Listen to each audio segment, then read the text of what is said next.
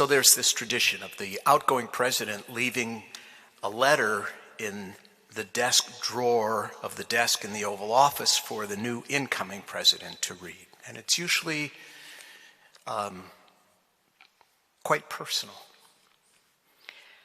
And I've written a letter for you, Joel. Dear Joel, my heart is very much with you today. This role you are assuming is a sacred one, a demanding one, a privileged one.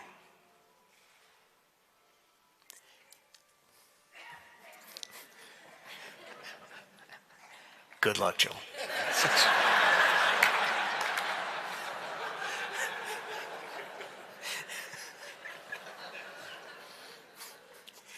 I was about to bring the high heat. There was play school music in the back.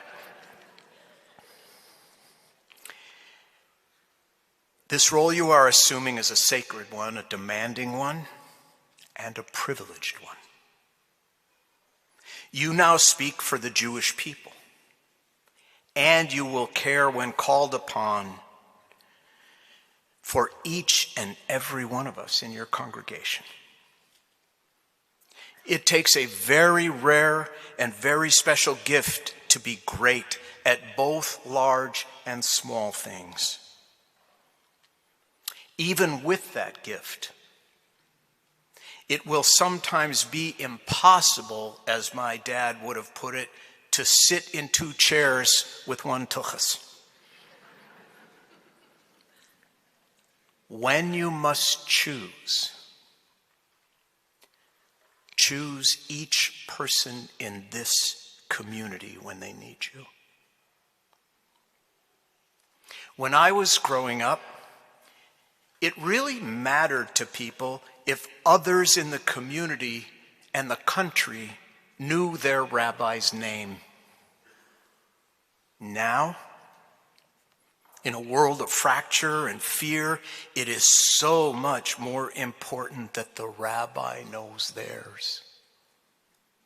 To know each face, each story, to show up fully in the bitter and the sweet with the same heart, the same faith, the same presence, the same ability to hold us with the wisdom of our people, with Torah, with God.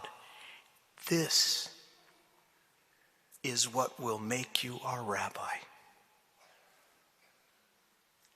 Guide us all more deeply into the wisdom and the power of Torah.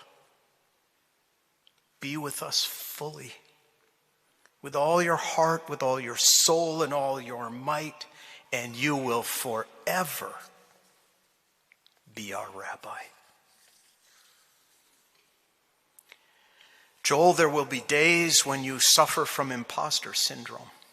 I had many of them because I actually was an imposter, and you will be too.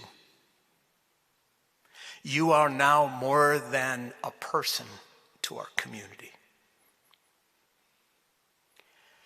I found it extremely helpful to own that reality. You are a person and a symbol, an authentic mensch and an actor playing a role that others need and want you to play. Accepting, embracing even a life which is both real and symbolic, quiets the dissonance. I wish that quieter path for you. And I wish that quieter path for Julia and the girls. Now that you are the senior rabbi, you will hopefully and very likely be officiating at a lot more weddings. My best advice to you is when the ceremony is over, keep your head on a swivel. Search for the door the waitstaff is bringing the hors d'oeuvres out of and stand right there. when you leave the cemetery and you're feeling sad. The best place to go from Mount Sinai is the smokehouse for a scotch and a steak. The best place from Hillside is Tito's Tacos. And both are best traveled to with motley crew blasting in the car. I promise you'll feel better. Another word to the wise: be strategic and be efficient. When you buy a new suit, make sure it is appropriate for a wedding, a baby naming, and a funeral on the same day when you have no time to change. I call this section of my closet the hatch, match, and dispatch rack.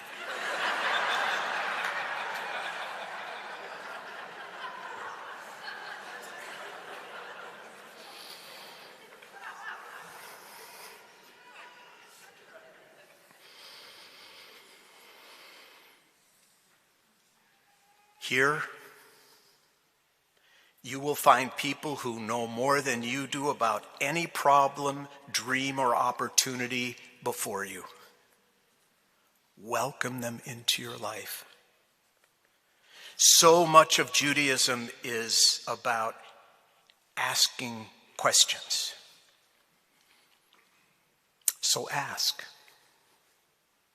Many will rise up to help you with answers, and I promise to be among them. You have a glorious opportunity now to occupy a front row seat to life itself, to witness the muck and the glory of life, to learn from others' mistakes and triumphs. And through it all, you can call upon one of America's deepest wells of wisdom. This community of Wilshire Boulevard Temple. They will rise. I will rise. We will rise to help you.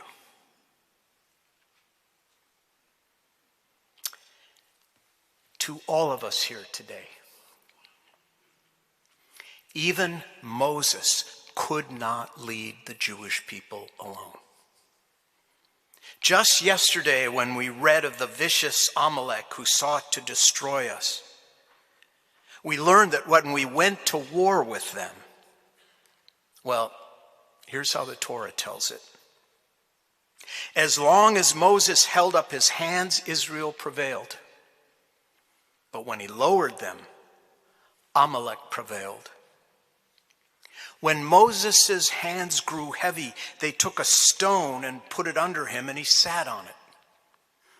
Then Aaron and Hur held up his hands, one on each side, so that his hands remained steady until the sun went down. So Joshua overwhelmed Amalek and his army with the sword. Joel, we will hold you up when you are weary. We will stand by you. We will celebrate you, cherish you, follow you, and appreciate the mensch that you are. And Julia, Ella, Kayla, Rebecca, we will hold you too.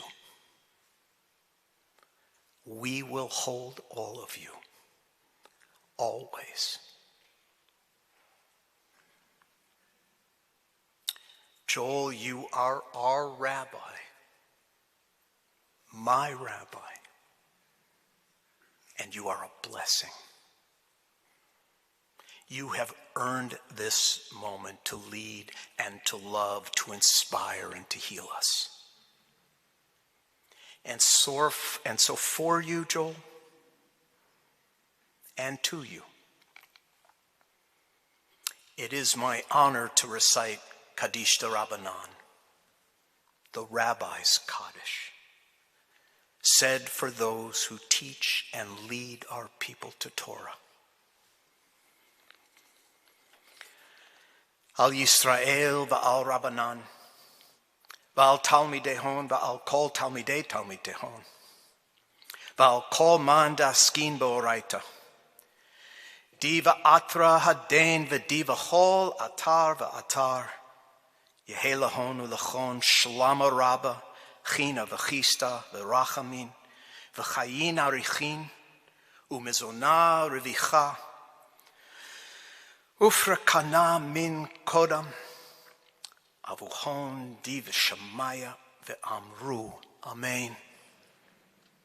Upon Israel, and upon our sages, and upon their disciples, and upon all the disciples of their disciples, and upon all who occupy themselves with Torah, here or in any other place, upon them and upon you.